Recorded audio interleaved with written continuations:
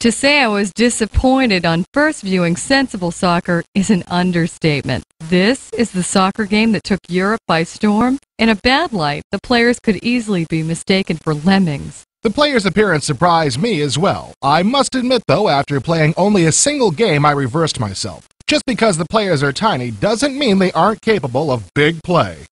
I'll give you that much. The characters do grow on you, and the game is a lot of fun, and I found that the flow and play of the game were not fully mastered within minutes. In fact, one might almost say I found it challenging. Let's just say that some of us were able to master the controls much sooner than others. Besides, it isn't as if there are a million different moves to memorize or execute. True, Sensible Soccer doesn't have a million different moves, but it isn't childishly simple either. Rather, it's straightforward, focusing on being a fun game and little else.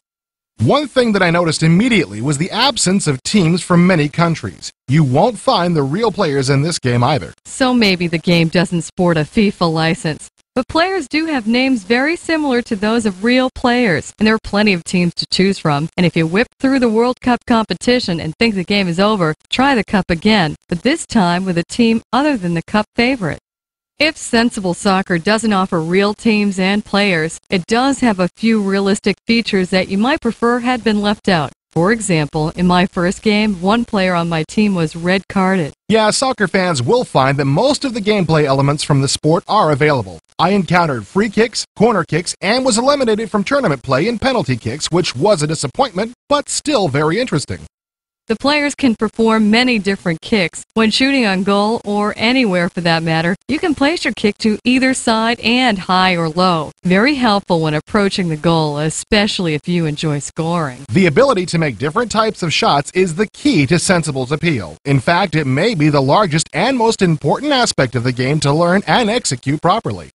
Sensible Soccer does have many different options that should appeal to players. You can play on a normal, wet, or muddy field if you desire. I found that the wet and muddy fields, although worse than dry fields, are not quite as bad in Sensible Soccer as they are in real life. Maybe that's just because you get to stay dry and clean. The field condition options are nice, but I was more impressed with the player alignment options. You can put 4 men up front to attack or place your men a little further back in the field to take up some of the slack if your goalie is flagging. Yeah, speaking of the goalie, the computer controls the goalie except when he has the ball or is in a penalty kick situation. I don't know about you, but I prefer to control the goalie at all times. Personally, I would rather be the cause of a goal than a computer-controlled goalie. I know that people will sympathize with me when I say that I think I could have stopped that slow shot at the end of the game that my goalie let by. Grow up a little, will ya? I mean, it is just a game. Don't get so worked up over it. Despite my first impression of Sensible Soccer, I have grown to enjoy it. I can now understand why in Europe, where soccer is one of the most popular spectator sports, gamers have been going nuts over Sensible for the past year or so. Well, my opinion of the graphics has not changed. They aren't anything to write home about. However, what the game lacks in graphic detail is more than made up for by fast and furious gameplay with numerous elements authentic to real-life soccer. Better wear those extra spiky cleats. It looks like rain.